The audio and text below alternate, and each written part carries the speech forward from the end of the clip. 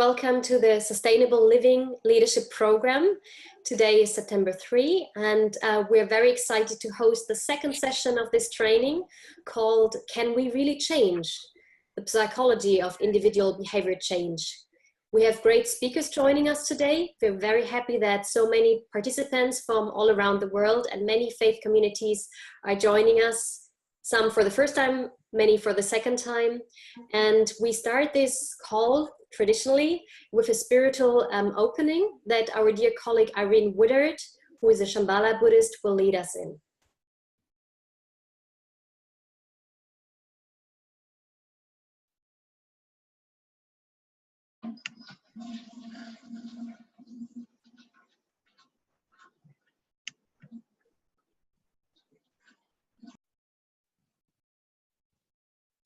Hello from New Paltz, New York. It's about an hour and a half north of New York City. This past week at John McCain's funeral, President Obama, in thinking about a noble life, read a quote by Hemingway, which resonated for me, and I'm sure for many others. Today is only one day in all the days that will ever be. But what will happen in all the other days that ever come can depend on what you do today. I'm going to read that one again. Today is only one day in all the days that will ever be. But what will happen in all the other days that ever come can depend on what you do today. So with that, let's enjoy this day and take best advantage of being on this earth together. Onward. Thank you. Well, thank you so much, Irene, and it's my opportunity to welcome everyone. My name is Kristen Barker, and I'm the co-founder of One Earth Sangha, and also on the Green Faith team. It's wonderful to have all of you here and to continue in this really important and exciting conversation, one that I think just runs wide and deep for so many of us. So I'm going to introduce our team here. So the facilitators for today are myself and Caroline. And then we have two wonderful experts who I will introduce in a little bit more detail later, Linda Stegg and Rosemary Randall. And then your Zoom troubleshooter host person is Lori Michaelis today. So if you have trouble, especially as you go into breakout groups or whatever, with any of the technical aspects, then you can find Lori Michaelis in the chat, in the list of participants, and then send him a chat message from there. Right click on his name or just say more and hit chat. Okay, great. So excited to be with you. Thanks, Kristen. And I have the pleasure just to remind you of some technical tips for interacting in this session, especially for the newcomers. What you need for the session is a piece of paper or a notebook for your personal reflections, to do that entirely offline, or you can do it, of course, on your device as well. To interact with everyone, we use the chat bar. You will find this at the right side on the bottom of your screen, or on your mobile phone, you'll see a little chat icon. If you use the chat, then you can text to everyone. And this would be for questions and messages concerning all participants and speakers. And that would also be your room for feedback to speakers. So please choose that one, use that one carefully. If you need technical support, if you do not know how things work, if you cannot hear something or anything, please contact Laurie Michaelis directly. You can choose whom to send it to and click on his name, and you can ask him all questions and he's there for you. Lastly, don't make too extensive use, but you can also text each other individually. So if you want to text your friend from the chat room and from the breakout room last time, you can do that as well, and just by clicking on the person that you want to send the message to. That's the chat bar. Number 3, the breakout rooms. We invite you to engage in small teams of 3 to 4 people in breakout rooms. There's a time assigned for that, and this will work out automatically. You're randomly assigned to a group, so it will be in your group this time. You will see on your screen this little window that pops up. You have been assigned to a breakout room. Please click on the join the breakout room, otherwise you will not be redirected to that room. And we will automatically get you back to the plenary and to the big meeting room after the time expired. So you just have to click once on joining breakout room. And lastly, this meeting will be recorded, and we will share the recording as well as the presentation of this meeting and a summary of the chat questions in a few days from now. So please take your individual notes, but no worry, you can listen to the presentation again and also see the slides. So without further ado, I hope that all questions on the technical sides are solved. If not, you know whom to ask, and that is Laurie. Moving on. Last time, we have asked you for an inquiry. We have asked you to have conversations on sustainable living in your own community, in your own faith community. And it's really great to see that many of you have been doing that, obviously, and many of you have been also sharing in our new Google group about your insights, your observations. And I want to ask all of you who've done that exercise, these conversations again, listening to your fellows in faith, what arises in you? What are the questions, the observations, the challenges that you see when it comes to sustainable living and faith community? And I want to share a few quotes that I gathered from the feedback, which I found really extremely helpful. I hope you can read them. So on the challenging side, a system based on growth by definition can't be sustainable. Until we can truly see the dire global needs, we cannot put the impact of our overindulgences into perspective. And these are all quotes from people who were, so to say, interviewed or whom you talked to. We can no longer unthinkingly hand the planet to our descendants that is in worse shape than the world we inherited. That is our moral dilemma. And then on the question what faith communities can contribute to that, there were beautiful answers, and I just quote a few here. Sustainability is part of our faith. We believe in having a strong connection to Earth. Introducing conversation about what is sacred to increase perceived value and awareness of interconnectedness. There was one idea of what we could do together next. Another quote. Tom was very interested in being part of the green wave. I haven't seen him involved in much with our faith community, so I was pleasantly surprised. It's also one beautiful aspect that people who find a new way to engage in their community. And lastly, in a crisis, we find community. In community, we find strength. With strength, we can endure. So it seems like you've had wonderful conversations, and I can just encourage everyone who hasn't done that yet to find 3 people in your faith community, talk to them, listen to them, and share your observations with us in the Google group so that everyone can read that. Thank you very much. And I'm now handing over to Christine to lead us or to bridge that, those observations from last time on why sustainable living really matters in faith community to our today's topic. Great. Indeed, the goal of our last session was to in some ways situate personal emissions in the larger transformation to a just and sustainable world, recognizing that those reductions are necessary, albeit not sufficient, to reversing climate change. And that they would not only have this aggregate impact, but they strongly signal what we know is really required, which is a shift in culture. So this week, we turn to how can such changes, if those changes really matter, and if they need to take hold at a broad scale, how can they be supported? This question, do people really change? It's sort of a question for novelists and biographers in some ways.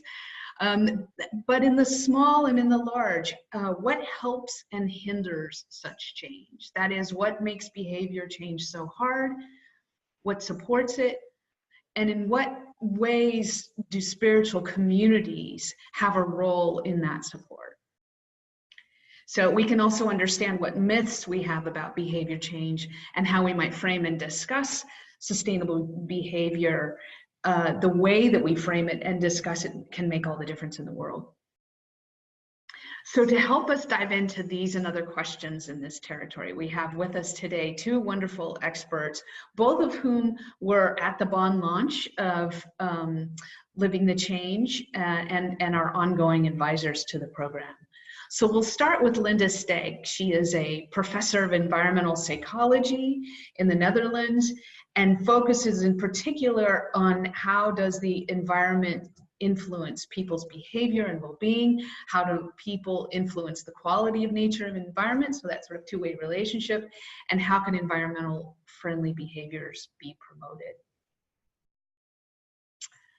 So with that, I think we'll go into, oh, sorry, I'm forgetting to announce Rosemary Randall, who I think may be having trouble, just for full disclosure, joining our call.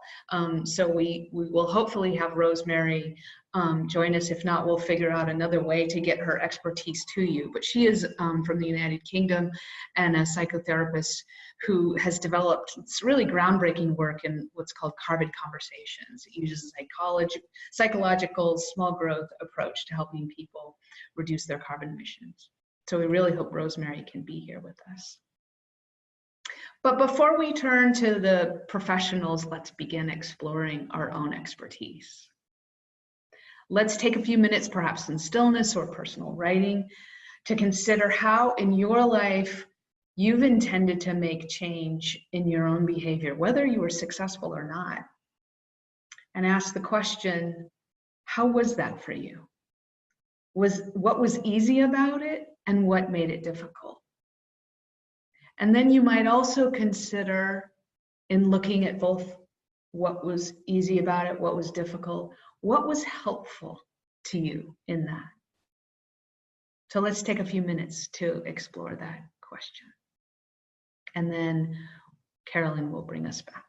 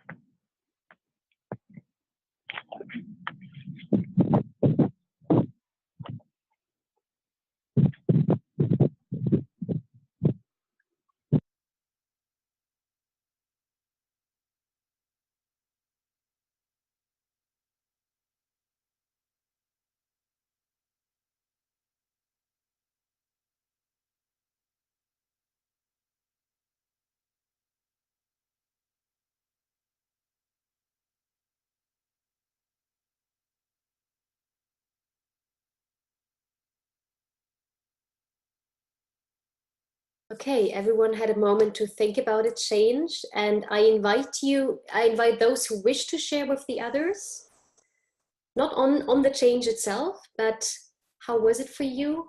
What made it difficult and what was helpful? If you could write this in the chat bar, if you like to, so we can read a few comments.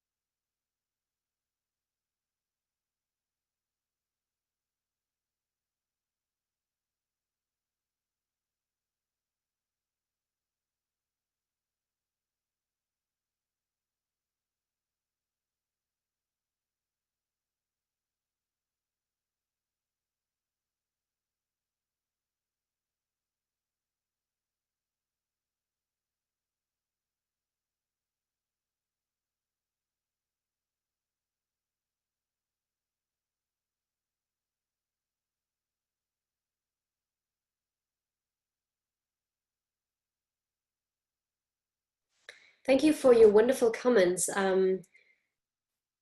I think you can all see in the chat bar a lot is going on, and I'm sure that we'll get back to some of those comments in the small groups, and also when we hear both from Linda and Ro about what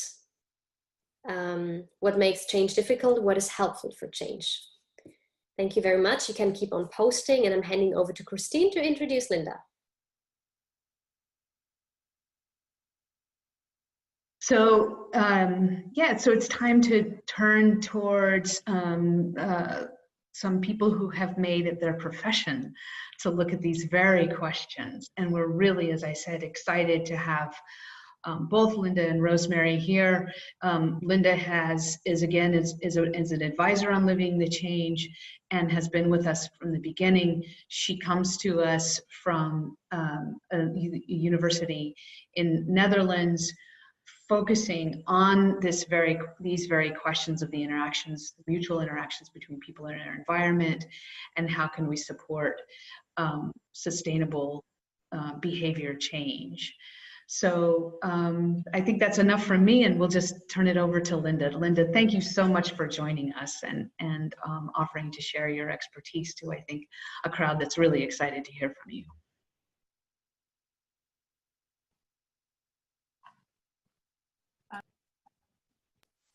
Thank you very much. Can you hear me? Yeah? Yes, we can hear you. Go ahead. Thanks. Thanks for inviting me. It's a pleasure to join you. I saw some very nice comments already in the chat box. So what I aim to discuss today very briefly, what motivates people to engage in sustainable behavior. And oftentimes it's assumed, at least by policymakers, that people are mainly motivated by money or effort, but there are more motivations, and many of these might actually promote and encourage sustainable behavior rather than inhibit it. Can I have the next slide, please? So we often we generally are interested in more general motivations that people have that might motivate them to act in many different behaviors over and again. And one of these general motivational factors is values. And we define values as general overarching goals that people strive for in their lives. So what motivates you generally? And two types of values are more make people more focus on their own interests. And that's first hedonic values. People want to reduce effort, want to have pleasure in life. And second, egoistic values, which implies that people are motivated to enhance their resources like money or status. But there's also two types of self-transcendent values that make people focus on the collective interest and benefiting others or the environment. So first we have altruistic values. People are motivated to help and support other people. Can be close others like your close family, but also distant others.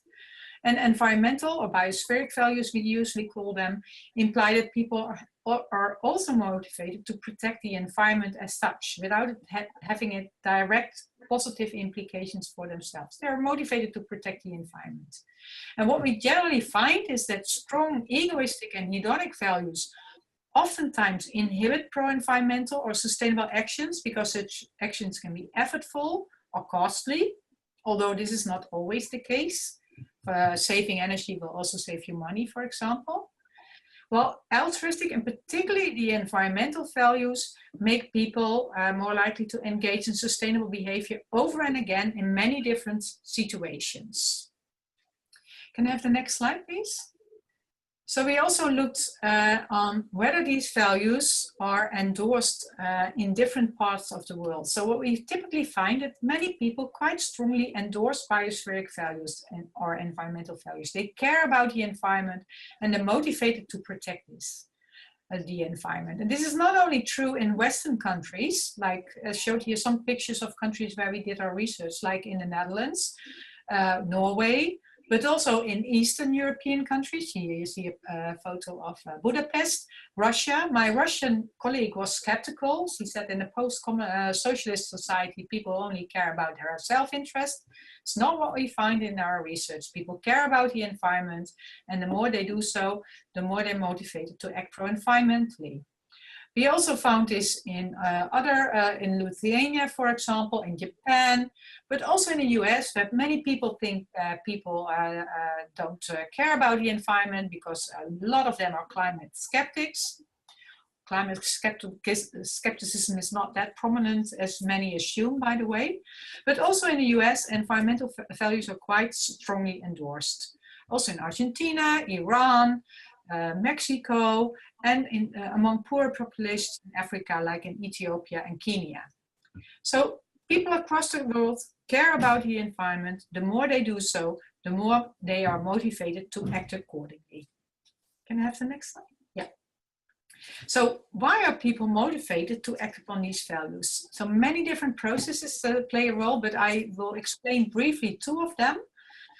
Values influence behavior by making people focus on particular consequences of behavior, and then the evaluations of these consequences become very influential in the choices they make. So a person with strong hedonic values is strongly focused on the consequences of behavior for their pleasure, or whether something is effortful. They will act sustainably when this is not effortful, or when this is pleasurable, like cycling on a sunny day, but they might not do so when behavior is effortful, like cycling in pouring rain. But on the other hand, people with strong environmental values, they are particularly care about environmental consequences and attend to these consequences of behavior. And the more positive the environmental consequences of behavior are, the more likely they are to act sustainably. Another route, very briefly, is that the values that we endorse affect how we see ourselves. So if I strongly endorse biosphere values, I'm more likely to see myself as a person who acts pro-environmentally. And by seeing myself in such a way makes me committed to act accordingly, because we don't like to act in a way that is not in line with our self-concept. If we see ourselves as a particular type of person, we feel really bad if we do not act in line with this view of the self. So people with strong environmental values are more likely to see themselves as a pro-environmental person and are more likely to act accordingly in many different situations. Can I have that? Yeah. So oftentimes it's assumed that people, that engaging in sustainable behavior makes us feel bad, or may inhibit our well-being, may reduce well-being. At least many policymakers I discussed this with think, yeah, we can't promote sustainable behavior very strongly because it might make people unhappy. That is a very limited view of what makes people happy, because it focuses on hedonic well-being. But already Aristotle told us that well-being has not only an hedonic dimension, but also an eudaimonic dimension. And we become happy when we do something meaningful, when we contribute to the greater good. And that's indeed what we found in our research. When you engage in sustainable behavior, you do something meaningful. If you realize you did something meaningful, you feel good about yourself. It signals something positive to your view of self, and that makes you feel good about the behavior. Also, importantly, if you anticipate feeling good by doing something sustainable, you're more likely to act accordingly. So these anticipated feelings are also a strong motivator for action. Can I have the next slide, please? Well, you might say, well, this is a good thing. People strongly endorse environmental values. Then the world can be safe. But when we look around us, many people do not consistently engage in sustainable actions. How is this possible? Well, they do care, but not consistently act upon it. The main reason is that our behavior is not only dependent on our motivations, but also on the context. And then these pictures show some contextual factors that might strongly affect the decisions that we make. So some contextual factors may facilitate sustainable choices, like the availability of recycle bins, or like we have in our company, we have business cards for traveling by train. So if you take this card, you can easily travel by train without having to care about reimbursements, etc. These things facilitate sustainable choices. But of course, many contextual factors inhibit sustainable behavior, Like many people might not be willing to put on a very thick sweater and turn down the thermostat to 15 degrees Celsius or something. They prefer to have a warm, cozy home. And many people might not be willing to cycle in the pouring rain. Even if you do care strongly about environmental quality, you might decide in such situations to not engage in the most sustainable behavior. So contextual factors might inhibit sustainable choices directly by affecting the cost and benefits that such actions have. But to the next slide, please. The context can also have an indirect effect on our behavior by making us focus on different consequences of behavior. And this process works in a similar way like I explained about values. So values make you focus on particular consequences of behavior, but the context might do so as well. To give you an example, if people think they work in a company that strongly endorses sustainability, so endorses corporate environmental responsibility, they really aim to reduce their environmental impact and implemented all kinds of policy to realize that goal, those people are also more likely to act pro-environmentally because this corporate culture makes them focus more on environmental consequences. And the interesting thing for me was to see that this is particularly influential for people with moderately strong environmental values. Those with very strong environmental values act pro-environmentally anyway because they strongly care about the environment. Those with very weak environmental values are not likely to do so, even if the context makes them focus on environmental consequences. But those with moderate environmental, moderately strong environmental values, they benefit from this little push contextual factor to make them act more pro-environmentally.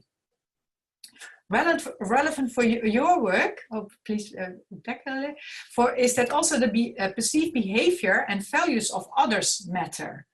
So if you see that other people act sustainably, you might also become more motivated to do so because you see it is possible and you might think, hey, this is the most valuable or sensible thing to do.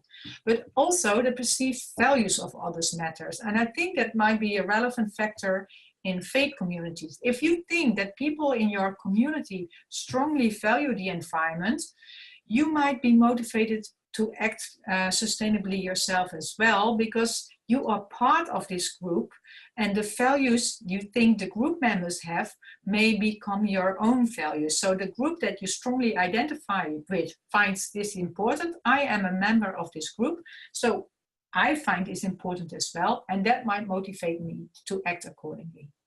The last picture that you see on this slide is another contextual factor, and that's design. So the design of products that we use in our daily behavior, like these paper cups, might also affect the likelihood that we engage in sustainable behavior because they make us focus on environmental consequences of behavior. That's indeed what we found. The cups at the left side were recycled more than the cups on the right side. So in conclusion, motivations play a key role in sustainable behavior, and as agents of change, we can try to create context that activate and supports biospheric or environmental values so that the motivation to act sustainably is enhanced. And this type of motivation comes from within the individual. It's not that it's forced upon us. It's something that we value ourselves, and being motivated intrinsically is a very solid base for consistent sustainable behavior. Yeah, thank you very much. This is so I always present work of many people in the group. So this is the current group that I'm working in, and you can see we are a young, enthusiastic group of people. Thank you. Thank you so very much, Linda. Great presentation, many good thoughts to chew on and to process. And thank you for being with us. We'll now take some time for personal reflections and then the group work. So this is a moment for you and your notebook. We have two questions. what resonates with your own experience? And what questions arise in you? Hearing what you just said, what Linda just explained to you. There's like some 3 minutes for your personal reflection, and then we'll get you back.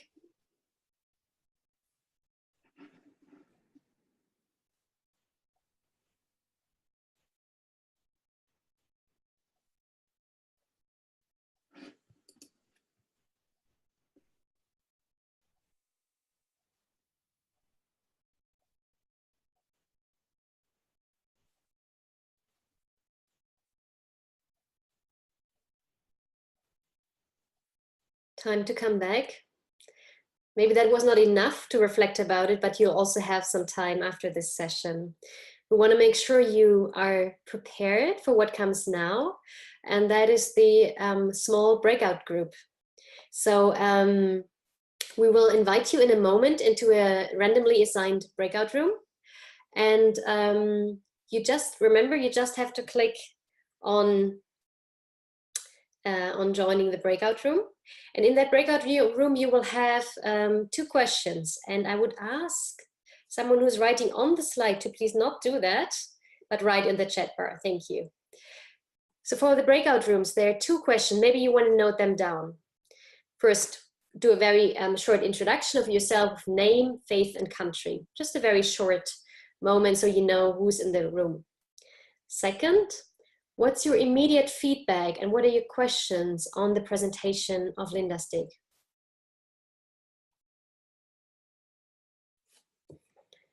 Seems we have to answer 1 question by Eustace. Not sure you can see it. Eustace, please write it in the chat bar. That would be excellent. Otherwise, Laurie will help you. Okay, we hope you're ready for the breakout rooms. Then I will ask Kristen to activate those and see you. Sorry, it's 15 minutes. We've increased your time. So see you all in 15 minutes when we will get you back. Okay, welcome back. We hope that you had a good time meeting your small group and your team members. We think it's always very, very precious to hear the experience and the insights of others and being able to listen and to learn from that. And our group is really made of very diverse backgrounds, so we hope that you have enjoyed that. So our next presentation is very special in a way, because Rosemary Randall unfortunately cannot join us. She has some technical difficulties, so we've improvised, and I mean, as leaders, we all invite you to always improvise if things go different than you plan them. So our dear colleague Laurie Michaelis from Oxford knows Ro very well. They've worked together, and he's ready to jump in and share her presentation. So it's not really on her behalf, but sharing what she has shared with us beforehand. We had a good briefing with her, and talking about carbon conversations and her special research and experience. So handing over to Laurie, and I will run the slides. Thank you. Thank you, Karolina. So yes, I'll say a little bit about Ro. She's, I know Ro mostly from something called the Climate Psychology Alliance, which is a British network of people with a psychological interest in climate change. And you can look it up on the web. It's climatepsychologyalliance.org, I think. And there's lots of interesting things happening through that. Ro, she first got in touch with me actually about 15 years ago when she was starting up something called Cambridge, I think it was Cambridge Carbon Footprints, and it was a local project to engage people in climate change. Something that grew out of that was Carbon Conversations, which is basically a psychotherapeutically informed approach to engaging people in small groups in talking about climate change. And it was very successful. It spread it became a government-backed program in the UK. The Canadian government took it up. There are groups running in other countries now. And I think quite often when they're run they tend to become, like a lot of these things, when they're taken up and rolled out, very often the people running them make them more practical, more technical, and they don't work quite so well. And I think that's something to be conscious of in our work, is that the Carbon Conversations program really worked best when it was very much a listening space rather than a telling people how to make practical changes. Karolina, can we have the first slide? So Ro's written up quite a lot of the experience of doing carbon, or some of the experience of doing Carbon Conversations, and what she had planned to say to us comes out of her work with a lot of people engaging with climate change. And this first comment that she's making is, we entitled this session with behaviour change, I think, but she's emphasising that it's actually about personal change, and that's much deeper. Behaviour is on the surface, and we need to look at the whole person, emotionally, intellectually, spiritually, physically, socially, politically, and economically. And there are many other ulis, I guess, ways that we need to look at people. I guess we're familiar that one of the, well, when people hear about climate change, when they really, if they really get how big it is and how much it means, the natural response is shock. And I think if people don't experience shock, then it's because they haven't really got what it means.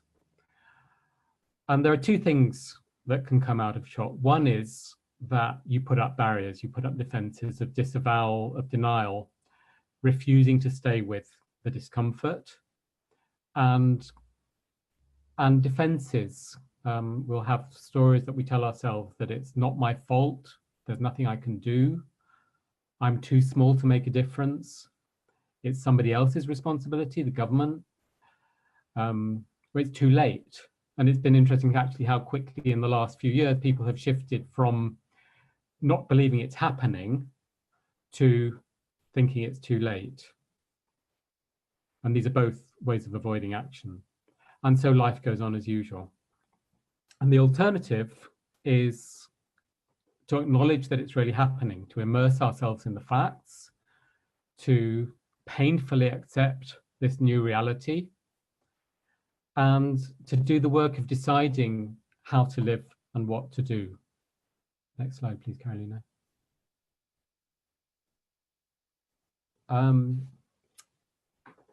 So I think a lot of what we're about in this program is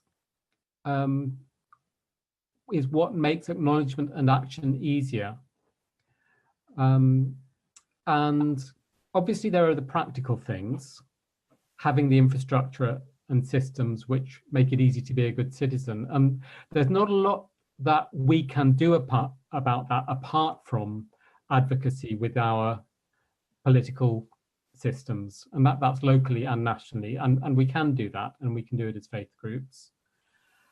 But it's also developing the values and beliefs that support sustainability, and Linda's talked a lot about that, or a bit about that. She could talk a lot more about that, I'm sure. And having a peer group, social and emotional support. And I guess that's where our faith groups are really important, both with values and beliefs, helping to develop together those values and beliefs, and with providing that support of communities. And one of the reasons for me this initiative is really important is that faith groups are probably the place where community is strongest in our societies, and especially in well, certainly in North America and Europe. And so we have the capacity to provide that support to each other to engage with this. Thanks, Karolina. Next slide, please. So we'll be working a lot more through this program with ways of helping people in the conversation about climate change and how we change our lives. And I think this is really important. that Ro is saying, concentrate on the process, not the content. It's not about telling people things. And you know, me now, I'm telling you stuff. But what's really important in this process in our communities is developing empathy, understanding why people are ambivalent, kind of being prepared to really understand what's going on for them, rolling with their resistance. Don't try and push against it, but just go with it. Developing agency and self-efficacy, supporting them to develop agency and self-efficacy, and that means them finding their own way of engaging, not you telling them how to engage. And picking your time and place. Often I actually find that the right time is when somebody's asking questions. It's when they open the conversation rather than pushing them into it. And it can be, you know, making space around a meal, but making sure they're in the space for the conversation rather than trying to push them into it. Is there a next slide? The next slide is just Ro's website. And if you look at Ro's website, there's a lot of great stuff on that, her publications. She's done a lot of, I think, really important thinking around what gets in the way for people when they start engaging this stuff. There's a paper on loss, which I'd really encourage you to look at on there. And both the loss that people experience in facing up to climate change and what it's doing to our world, but also the loss that might be involved in the changes we might need to make in our lives. So a lot of other stuff there. So thank you. Back to Karolina, I think. Yes, thank you very much, Laurie, for jumping in and for presenting Ro's thoughts and your experience with that program, Carbon Conversation. So everyone has heard a lot now, also on that second view. And we again invite you for some minutes of personal reflection. Have your notebook ready. And now it's about changing perspective. And thinking of an experience where someone else asked you to change something. How was that for you? And the second question, what helped you in having a conversation about sustainable living?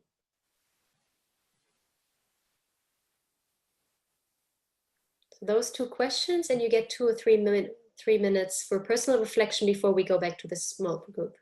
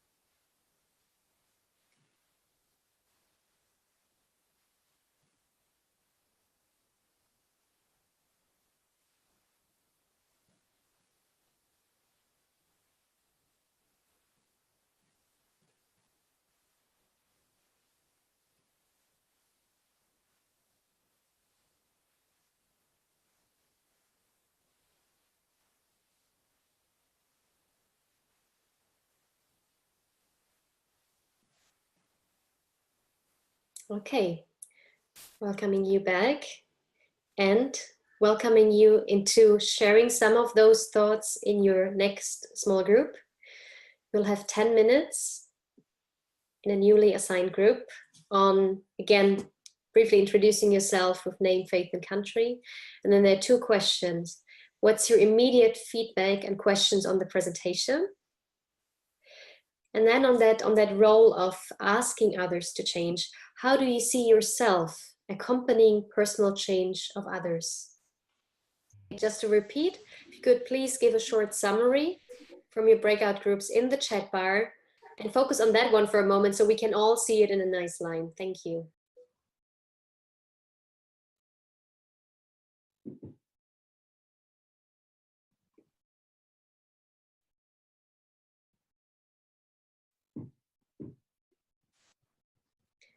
Thank you for sharing very valuable summaries. And while some of you still do that, I will invite our 2 speakers, Linda and Laurie, on behalf of Row, to share their final conclusion and some feedback on your questions.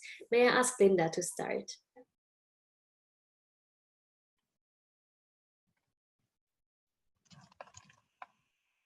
Things that stood out for me is that many of you emphasized the role of social support, lack of social support inhibiting change, but the availability of social support making it more easy to change. And that also includes the example behavior of managers within a company, for example.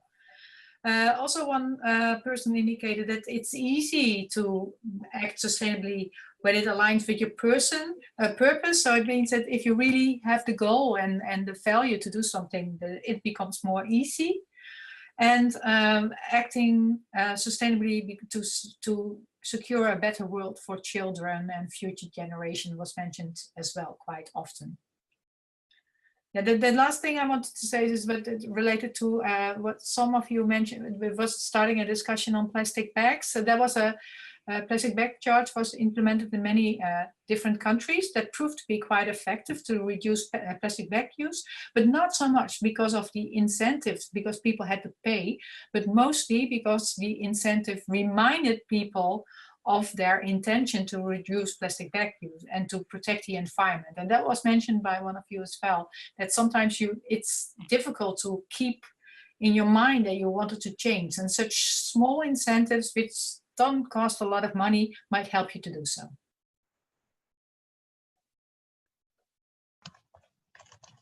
Thank you very much, Linda. Handing over to Laurie. So obviously there's a huge amount in the feedback from the breakouts and only time to skim them. I think the thing I'd like to really bring out most strongly was a conversation we had with Ro last week, which, I mean, for me, I think the thing that we talked about that was strongest for me and which she picked up on, which is that it's a journey for us. And there's something about not expecting that people will suddenly get something that you're trying to teach them or to tell them. And it's not, we each need to find our own way into this. I work with, I'm a Quaker, I'm working with Quakers nationally on this stuff. And I keep having to let go of thinking I know how it ought to go, and to really encourage other people when they have ideas about how to engage, because that's actually what's going to work for them. Is not what I think they should do, but what they think of that they would like to do. And I think somebody said it's good to give people ideas or options. I find it's usually really helpful if people hear about what other people are already doing. It doesn't necessarily help very much to tell them, if you do this, then it will produce this much greenhouse gas emission reductions. But if they have an inspiring example of somebody else who's doing something that they could imagine doing, I find that's where, you know, if I go to a Quaker meeting and I tell them about another meeting and what they're doing, that's when everybody makes notes. And when I ask at the end of the session what people are going to do, it's very often what they heard that somebody else was doing. So I find that's very often the most powerful thing. So I think sharing our own journeys is really powerful, and recognizing that other people will have different journeys, and finding ways to enable as many people as possible to share journeys and to bring in other examples. I think that's probably the most important for me. Thank you very much, Laurie. Kristen had one last question to our two speakers. So two things here. I think one is to just really emphasize what Laurie was just saying about the normative value of what we're doing here, that we miss a huge opportunity if the encouragement is to engage in sustainable behaviors and then stay quiet about it. Rather, we really want to encourage people to radiate, because the secondary effects of that norming is really creating of the culture shift that then can also, of course, translate to the collective push for policy change as well. So that's, I think, it is for me, maybe in some ways more important. I don't want to choose, but if I had to, I might say it's more important than the behaviors themselves, is the norming of the concern and the acting on the concern, no matter how successful we are.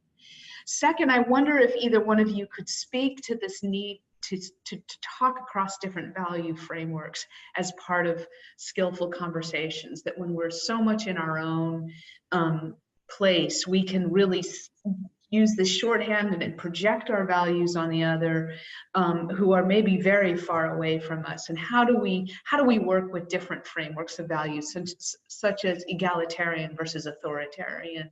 We know that that's a value that changes as you go to move farther and farther on the right, and it doesn't make it wrong that it is not our value framework. It's a different way of looking. Can either of you speak to that?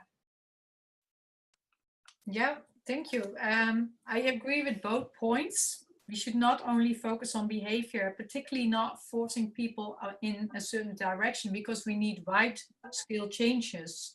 And that's more likely to happen when the motivations come from within the individual. So we also have to look at values, culture is related to that.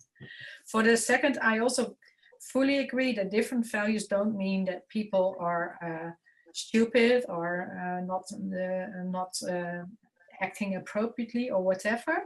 The interesting thing is that people oftentimes have misperceptions about the values of others. So research in the UK has shown that people generally think that other people have stronger self-enhancement values, so more egoistically oriented than they are, while they think that they are less altruistic and environmental. So they overestimate the more self-directed values and underestimate how strong more self-transcendent values are. But recently we found a similar result in America, but for liberals, so people who are liberal, we found a different pattern. They thought that other people within their in-group had stronger altruistic and biospheric values. So apparently people have a kind of stereotypical image of people which might not be in line with what actually takes place. So you have also to communicate, inform people about the values of others. So it's much in line with what you said. In terms of working with people with different value sets, I think one thing to be conscious of is that it's very easy if you're just opening a conversation about this stuff. And if you're already the person in your faith group who is seen as the green campaigner, then people will be making assumptions about you. And they, even if, they think that you believe things about them that you may not believe, they will. So people don't listen to what I say. They have stereotypes that they assume is what I think.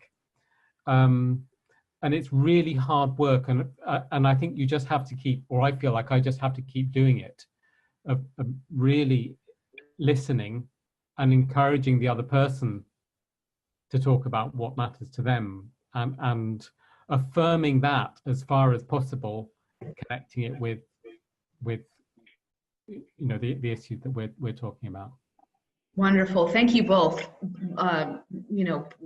poking holes in these fixed notions is definitely part of our skill here. So thanks for that. Go ahead, Caroline. Thank you. Thank you very much.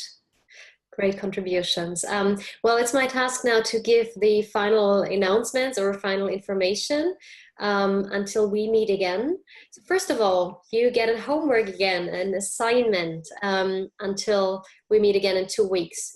And that is very concretely on your role in your community. And you know that the local events of the Week of Living the Change are coming up, and we would ask you to plan for that and register that on our website, help with creative and artistic contributions, collect some delicious vegan recipes from around the world. We'd love to see this group engaging and sharing some of these practical tips for the event.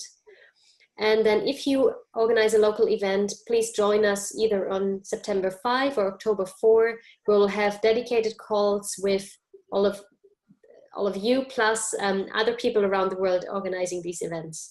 So it's a very practical one. I'll send a follow-up email with more detailed information, but just to let you know, put some of the learning into practice already, talk to people about sustainable living, and say that you can do that during a sustainable living event in more detail and with a greater group. Yeah, talking about commitments and celebrating the change that we can make. The next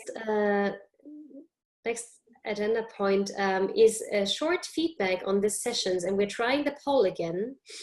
I'm now opening a poll, and I will ask you to give us please some feedback on these sessions. There are 2 questions.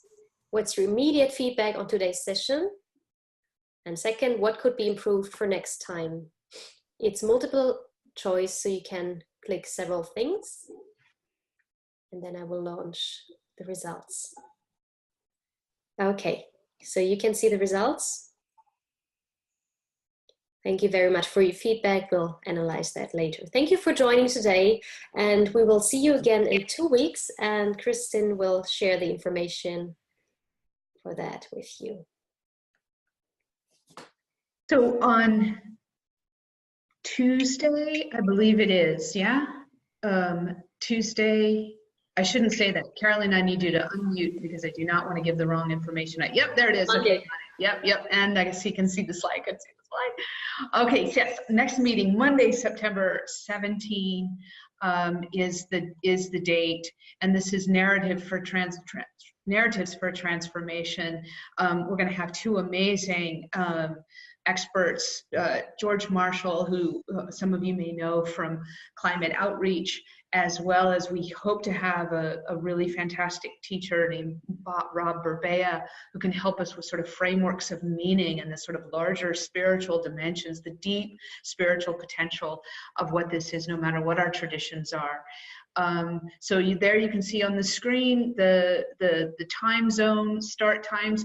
If you had any problem with your technology during this session, maybe you can take the opportunity to see if you can get that fixed, because we so want the full participation of everyone here. If it's not possible, just do your best, because we know that all of us have varying resources at our disposal to make all this stuff work, including time.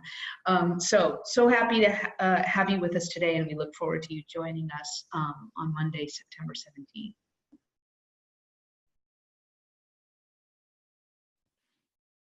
Over to Irene, who will close this meeting with another spiritual reflection. This is a poem from a poem by Mary Oliver, The Sweetness of Dogs.